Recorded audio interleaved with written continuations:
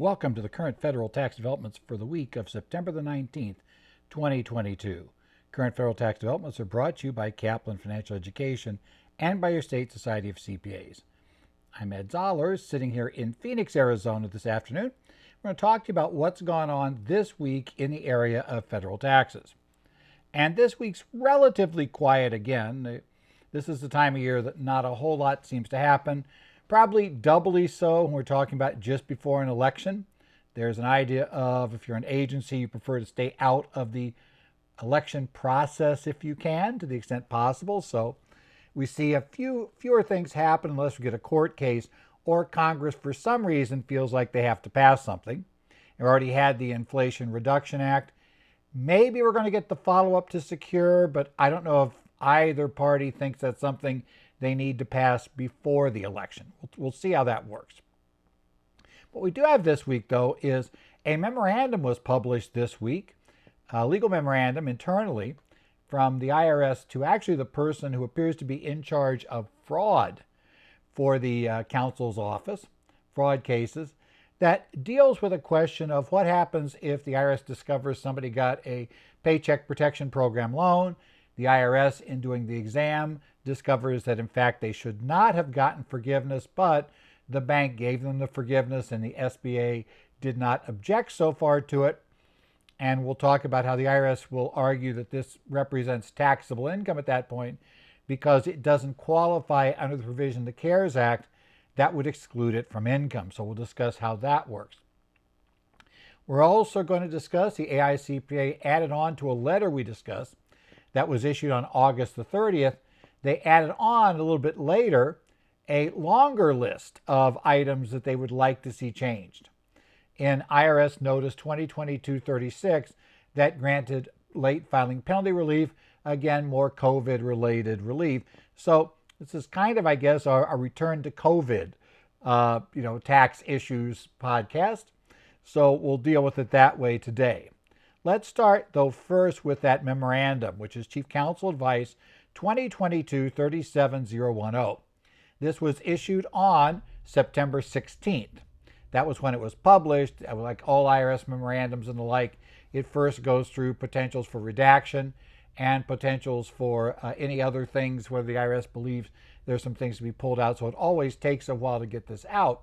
But this memorandum looked at the taxable status if the IRS discovers that a taxpayer got a Paycheck Protection Program loan and the bank gave them forgiveness. Let's say the IRS we discover this. The SBA did not object to the forgiveness, but now the IRS arrives on the scene and the IRS discovers that in fact these taxpayers should not have qualified for forgiveness under the Paycheck Protection Program loan. The funds were not used for business purposes, various other things for whatever reason, or they shouldn't have qualified for the loan to begin with. A little more likely there in the second draw PPP loans because you had to meet certain criteria there. In the first draw, it's kind of tough to argue the criteria. But assuming that the IRS determines that this person should never have gotten forgiveness, but they have forgiveness, the question becomes, well, where do we stand at this point from the tax standpoint? How does the tax in this issue get played out?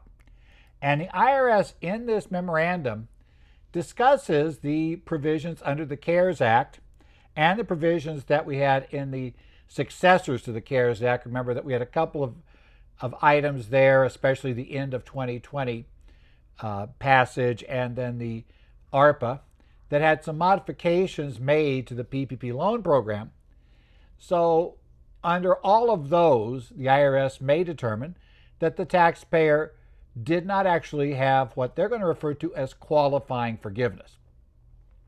And the IRS will point out that you had to have qualifying forgiveness under the language found in the CARES Act in order for the forgiveness of your PPP loan not to be considered taxable income. The IRS has decided that apparently the agency can look into whether or not you had qualifying forgiveness. In essence, they're determining that that's something they can rule on, even if the SBA has not yet stepped in to pull back and say, no, guys, you're not forgiven this loan. Rather, you have to pay it back. No, the IRS is saying, you guys apparently, the bank, the SBA says you don't have to pay the loan back. Well, if you can't show us that you qualified for that forgiveness, despite the fact that it was given to you, then we're going to argue that, in fact, this is a taxable transaction. The issue is the exclusion is limited to qualifying forgiveness. And the IRS says otherwise, this would clearly be taxable income. And interestingly enough, they actually go in the analysis and argue that this comes under the claim of right theory.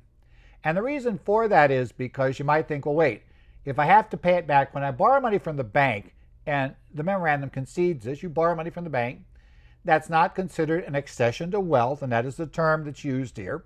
And actually, it's a term that's used a lot when we talk about debt and taxability for forgiveness of debt.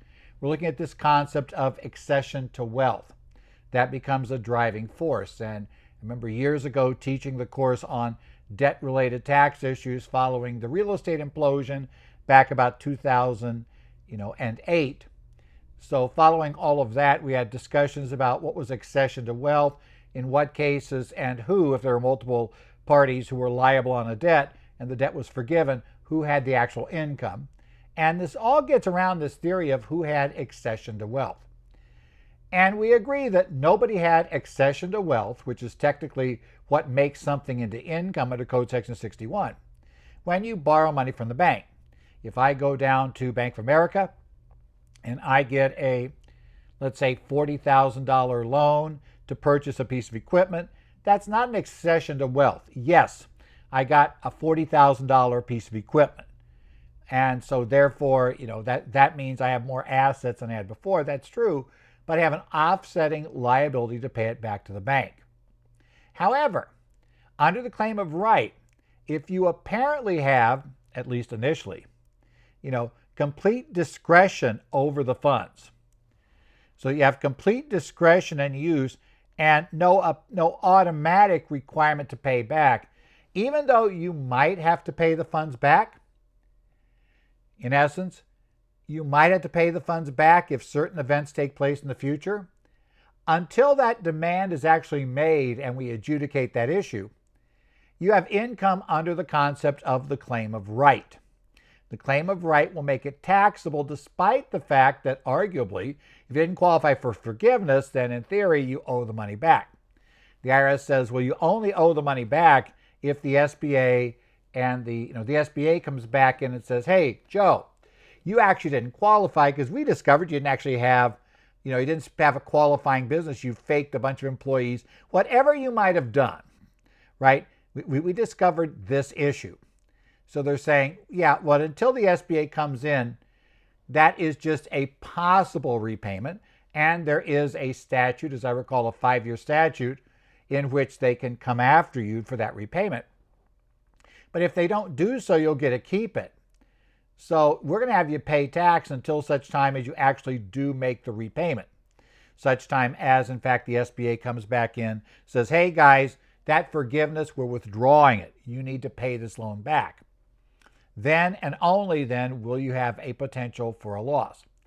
And the actual footnote in the actual memorandum does discuss this issue of theories under which you might have a loss under 162 or you might have a loss under 165, depending upon the facts and circumstances. Now, I suspect part of the reason the IRS says that is because they're also wondering about, whether or not this should be counted as a, it could be an embezzlement situation, in which case then repayment would not be allowed as a deduction. There are various facts that could apply. What I found interesting in the footnote, and maybe it's just the IRS didn't think this was an issue to discuss because it didn't really matter in this footnote. But the IRS was, didn't raise the whole issue under Section 1341 of being able to use the claim of right tax credit as a possibility. Now, if you're not aware of that, if you have a repayment under a claim of right, it's more than $3,000. I'm going to assume that most PPP loans were more than $3,000. There actually were some that were that small. But generally, if it's more than $3,000, rather than having to treat it as a deduction on repayment, you are allowed to go back and recompute your tax for the year you had to pick it up in income and take a tax credit for the amount of extra tax you paid in that year. You get that credit in the year in which you actually repay it. Now, of course, that only really works if you have enough income in the year you repay it, so the tax is high enough to absorb that credit, because this credit doesn't go forward or back. So it's a trade-off, and most states don't seem to recognize that option, but some states do, and so it's a little weird if we go down that path. But in any event, it's an interesting discussion. Now, the timing of this is somewhat interesting.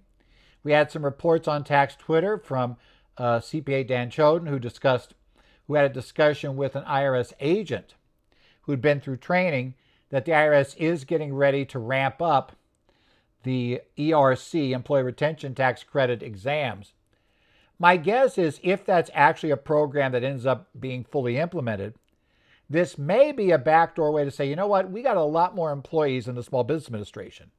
And they're obviously, when you went through the PPP loan, it became obvious the SBA was just overwhelmed with all the things they were asked to do on an agency that doesn't have that many employees.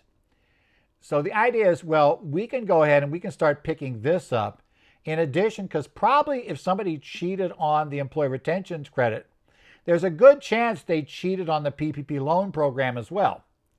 So we might be able to pick up all of this, assess the tax, and potentially identify taxpayers that could be referred over to the SBA. This memorandum doesn't discuss that. It really discusses the tax issue. But it's interesting that the service is looking into this issue, especially given the timing, which does make sense. We had reports last year the IRS was going to start training with the expectation of starting exams on the employee retention credit this year. So it would be about the right timing when this memo was actually asked internally, which is a few months back. It would make some sense that would go into those programs to say, hey, guess what? We did some test exams here on employee retention credits. We discovered some major problems, and we also discovered that these people probably cheated on their PPP loans as well. So, can we go back and assess tax on that? IRS position right now is, yeah, we can, and then send them off to the SBA, and it just might get interesting, shall we say, when all that gets running. Now, the other thing we had happen this week, I said again, it was kind of a quiet week, but the AICPA did send an additional letter requesting relief under Notice 2020-36. This was the AICPA letter in regard to Notice 2022-36 penalty relief for certain taxpayers filing returns for taxable years 2019 and 2020, and requested expansion, modification, and clarification. This came from the AICPA Tax Executive Committee, and the letter was dated on September the 8th.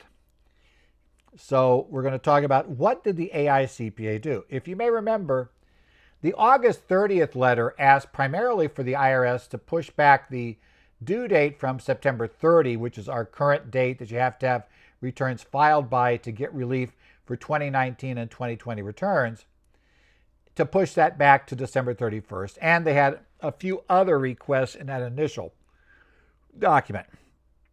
Now the AICPA is asking for significantly more from the IRS than was in the first letter. They had said in the first letter, we're going to get back to you on some other issues. This is them getting back to the IRS on other issues.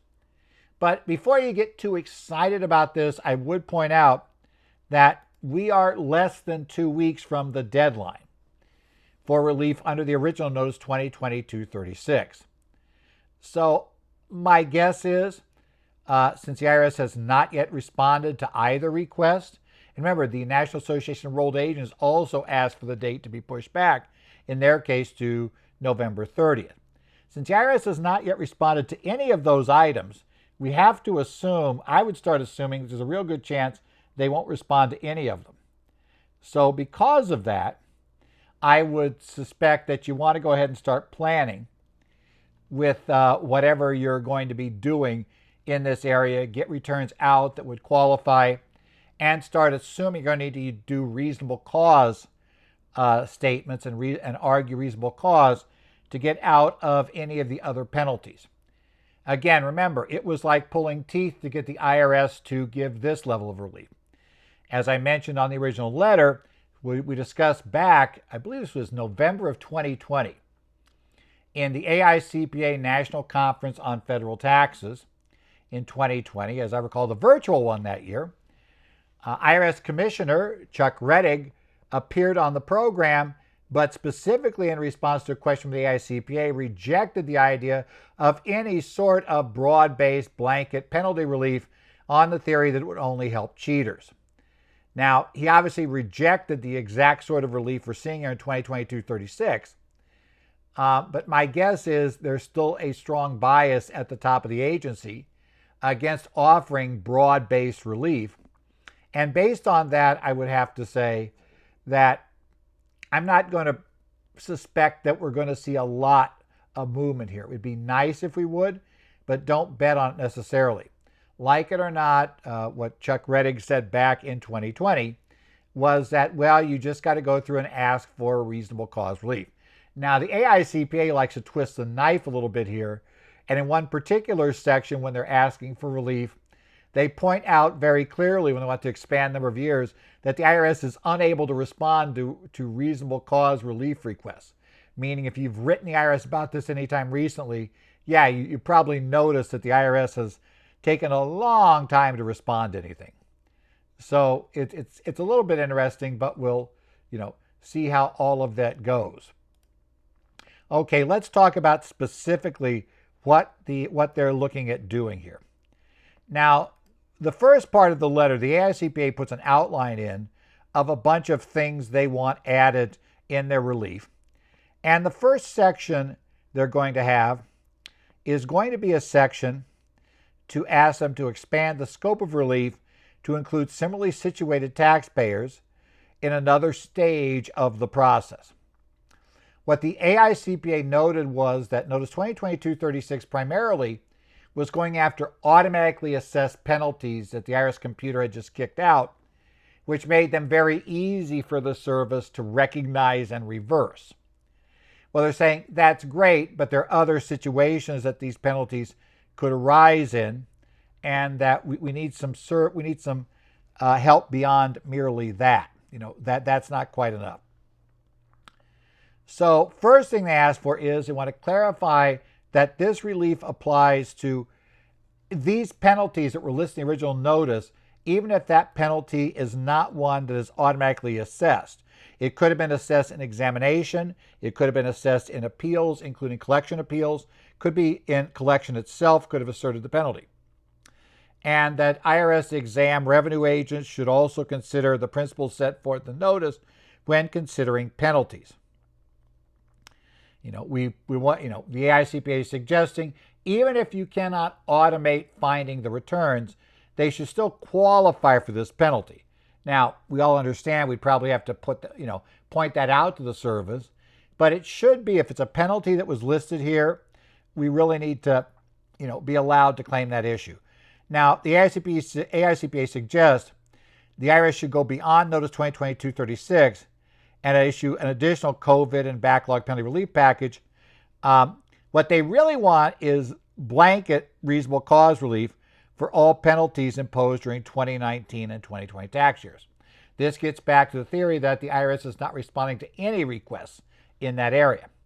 And because of that, the AICPA position is that we really need to have some other levels of relief that are put into play here. They also suggest if a penalty comes up, one of these, and it arises due to an amended return filed by the taxpayer, that should be explicitly granted relief. They said, clarify the fact that if the taxpayer filed amended returns, such as an amended 1120 or an amended 1065, for purposes of, including a delinquent Form 5471 or 5472, and utilizing the delinquent international information return submission procedures by the relief deadline, they should qualify for the same level of relief. They found the problem, they corrected it. They're saying, look, due to COVID, things like this gets, it was easy to miss, and, people shouldn't be penalized for that because they're just now figuring out how all of that worked. And also, they asked to please clarify what's a late filed 1120 for purposes of this notice. For example, the Form 5472 instructions require the filing of pro forma 1120 and attaching the 5472 for a foreign person who owns 100% of a U.S. limited liability company, which is characterized as not separate from the owners for income tax purposes. Is that deemed, pro forma 1120, if that was not filed timely, does that count as a late filed 1120 for these purposes? Also, the AICPA wants to see the overall scope of the relief expanded. That's going to be, to cover more penalty cases for international forms. That was one of the big areas that they're getting here. But they also just generally want to see the scope of relief expanded. Specifically, they want to see other penalties come into play, right? They want to see a number of penalties here expanded, including penalties under 6038, 6038 Cap A, 6038 Cap C, 6039 Cap F, 6677, and more specifically, the late payment penalty under 6651A2. As you may remember, the late filing penalty qualified for automatic relief under this ruling, but not the late payment penalty. And so the AICPA is suggesting, because obviously that fouls up a few things here, right? We have that. And failure to pay is really, one of those, like if you're going to do failure to file, you really should do the related failure to pay. Because they kind of, they end up going together for all practical purposes. You failed to file, there was unpaid tax at the return due date.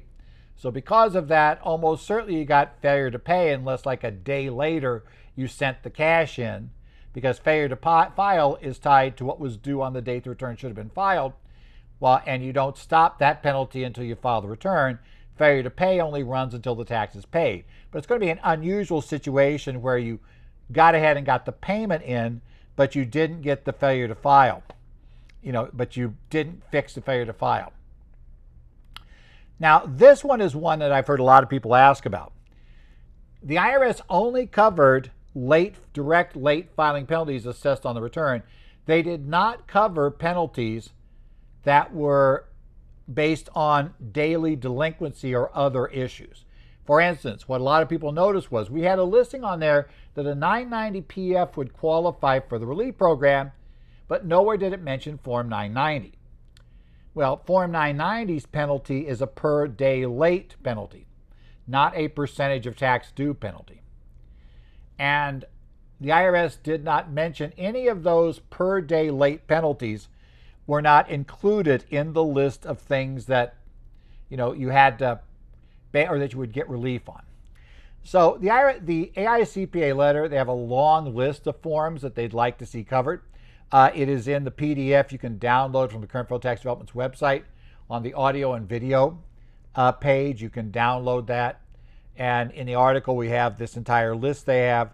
But they're asking for things like estate tax returns, gift tax returns, quarterly excise tax returns, Form 926, return of U.S. transfer of property to foreign corporation, the various payroll tax returns that may have been due, the 990s and related not-for-profit organization returns, 1041A, 1042, 4720, 5227, 5471, and 5472, when they're attached to a 1040, 1041, 1120S, Form 990, Form 990T, etc., things other than just the 1120 and the 1065 that were mentioned in the original release.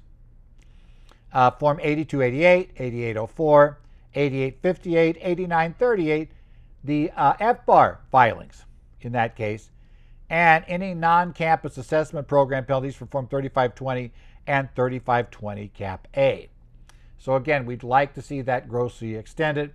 I know there's been a lot of discussion on the 990 side, just not so far any clarity that the service plans to do anything of that sort. So we'll have to kind of take a look at that, but seems like that one, like I said, I don't know how the 990s are going to turn out. Also, the AICPA is asking that this relief cover more years. In fact, what they're asking here is they would like to see Relief expanded to tax years 2016 through 2018 for certain things, and also returns that were for 2021 tax year. Now, I don't know how the IRS is going to react. My guess is 2021 may have an outside shot. The Aicpa is pointing out that this year we got hit with Omicron. There definitely will be people who have had issues. You know, it's been a little weird. Obviously, it was weirder at the beginning of the year. It's become a little less weird later in the year, but still we have these issues in play. My guess is the IRS may hold tight and say, well, 2021 wasn't really the same, or 2022 was not really the same as 21. And while people may have been impacted in that case, that should be reasonable cause impact rather than having to get a special broad-based category. That said, if they were going to broad-based relief on 21, I understand why they might not want to announce it until after the 21 returns final due date was already here. They don't want anybody kind of stopping right now and saying, hey, you know what? We don't need to meet the October 15th deadline because guess what? We're going to get late filing relief anyway. So yeah, I can understand why that one probably, if it comes, would not come until after we get past October 15th. In essence, the IRS wouldn't really want to expand that one up. Also, they're asking him to please clarify in this notice that, in the notice itself, that this relief does not basically kill the right to use first-time abatement for the following 3 years. If you make use of this, you're going to lose your FTA for those years. And they have some other clarifications on the impact on FTA.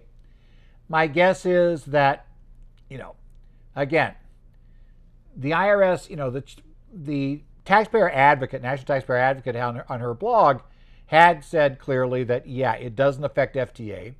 It's also in the Internal Revenue Manual. The AICPA would like that clarified in there too. There are a couple of issues with fiscal years that like that fixed. But, that it doesn't apply. But the AICPA says, yeah, but you really should make that statement in the notice. So in essence, it's more binding on the service. Currently right now, we have from the National Taxpayer Advocate, who is not really in a position to set, binding policy for the IRS or binding guidance, issue binding guidance. And we have an Internal Revenue Manual, which quite often the courts have said, does not provide, is not something that a taxpayer can move against the IRS on with what's in the IRM.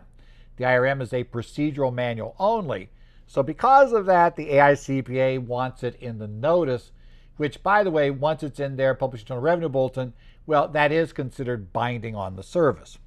So, we'll see if they do anything of that sort.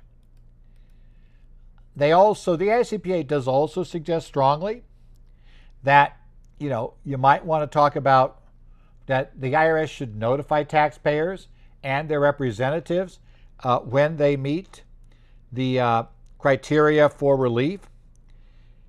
In that case, the problem is, I think in this case, is if you're not told, the IRS just automatically, they haven't really sent you out penalty notices yet, or even worse, they've sent something, but then just stop it and don't notify you. I think in that case, they are supposed to have already said to notify you. But if the IRS has already sent out penalty notices, or basically, you now pick up a new client and you notice that, hey, wait, there is an exposure here for a penalty in 2020 and 2021, in 2019 and 2020 returns. And you start, trying to come clean and, get the waiver and do all that background work, only to discover that the IRS had already waived the penalty. So they're asking that the agency actually contact taxpayers, and if they've got a power of attorney on file, the representative, to make it clear that the taxpayer qualifies for relief. These penalties are now off the table. So just, be aware of that issue. Finally, the AICPA letter does ask for some additional relief on some specific areas. First, it asks for clarification on Form 3520 and 3520-A. The AICPA would just like to have added to that, the requirements, because the penalties are related to this, that these are the filings required by Section 6048. They think that technically that needs to be there for this relief to work out or be correct the way it is, to work out in that place. They also are asking for a bit of guidance on Form 990F. The penalty relief under Section 6651 was waived for a late filed 990F. And they say normally that's under 6651A, but they say most often they'll also be penalized under 6652C. And that provision was not mentioned in Notice 2022-36. So either they said the IRS should clarify that both penalties are what's being waived, or less preferable, but at least you're going to do it, let us know, make it clear that 6652C penalty does not get waived by this, and they're going to have to make your own independent showing of reasonable cause. So make it that way. Also, finally, the AICPA asked for clarification for fiscal year filers.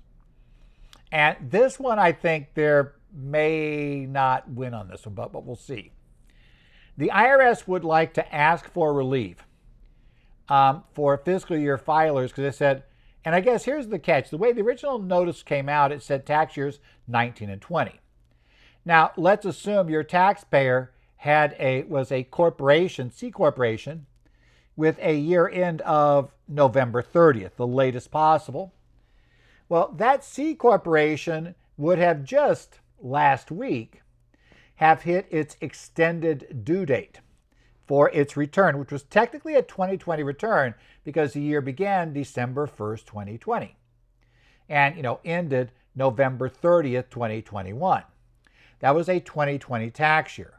Well, in later discussions on fiscal year, they did clarify that years ending in 2020 counted. So if you had somebody, with a year that ended in 2020, 11/30/20, or let's say, in that year, even though it might have been an 18 return, rather than a 19 return, you would still get the relief. So your 11/30, your 11/30, or let's say 11/30/2019 return due in 2020, well, that would qualify for this relief. Now, what the AICPA wants to have said is, if your year began in 20, because that was kind of what your notice said initially, it's a 20 year. If your year began in 20, therefore your year didn't end until sometime in 21, you should still qualify for relief. We'll see if that's what the IRS meant or not, or if they're going to say, sorry, December 31st, 2021 is the last year that you can qualify for relief under these rules. So just clarification, see what's going on, and we're going to take care of that side. And finally, we also want some clarification. A couple of other little things that the IRS is asking for here. They do want some clarification, or I should say AICPA. They want to clearly state that returns filed prior to the issuance of the notice qualify for relief. They feel that that's not totally clear in the notice, but they want to make it clear. And also, they want to clarify the information returns, list all the proper forms, in that area so that it's clear. Because what they did, they said essentially, that forms, the way they did it, they listed some 1099 forms, but they didn't list all the information return forms that would be subject to the penalty that we talked about here. So they want to make it clear that all of those would qualify. So they'd like to have those forms listed out as well. Any event, as I said, the chances are, I suspect, that we're not going to see this relief before September 30. So don't expect us to see something before September 30. It's going to let you breathe and say, that late filed 1040 from, one of those years, a taxpayer who didn't get their stuff together due to all these problems they were having with COVID. So they didn't get their 2020 return filed timely. And we're trying to get relief on that. And so they're finally getting their stuff together. And now we're putting it together. That return you're still working on getting filed with the IRS by the end of September, rather than being able to push it beyond tax season. I wouldn't expect we're going to see we're going to see any more of that sort of relief at this point. Probably you better start working on right now, assume it needs to be a September 30, if in fact that relief is needed. Well, this has been the current federal tax developments for the week of September 19th, 2022. Current federal tax developments brought to you by your State Society of CPAs and Kaplan Financial Education. You can contact me with questions, Ed Zollers at currentfederaltaxdevelopments.com. I also follow the connect groups for the state societies of Arizona, Minnesota, Illinois, New Jersey, Washington, and also check in every so often on discussions on Idaho Society's group. So you can check in there. If you have a question or those issues, you can work with those groups, which is also quite often a very good place to get additional information from other members of the society, because that really helps about things like when we're talking about issues that are, let's say, state income tax related, so very specialized. But also the federal. It's a useful place where people discuss, especially the more active of those groups, are very useful for that. Check in, see what's there. Otherwise, if I see a posting there and I think I might be able to help, I'll see about, responding in. Although obviously for the next few weeks, like the rest of you, I'm a bit busy working on the final returns for the year. So my response time will probably not be as great as it could be during that time frame. And then, of course, once we get past October 15th, I'll start doing a lot more continuing education work. This year, actually traveling a bit more, though mainly to conferences. Only have a couple of in-person sessions that are not conferences. This year, we're still seeing a lot of things being booked remotely. So be aware of that. We're looking at that background. Obviously, the ones I do in Arizona, because the society offices are about 15 minutes from where I'm at right now. Generally, those are done at their location, but it's just become, I think, more of a travel issue now of not having to deal with this. Because, by the way, travel right now is, shall we say, challenging and not the most reliable thing to do in the world. So we'll see if that improves at all when I actually start getting on the road, or if I spend up having tried to do broadcasts from a hotel in a random city that I got stuck in because they flew me there, and then it turns out that, the plane going to Phoenix is either gone or canceled, and we'll see what the mess goes. This could be a very interesting time period. Not really looking forward to the travel this year as we end up doing a bit more. But in any event, check back in next week and we'll talk about whatever is coming up in the area of current federal tax developments.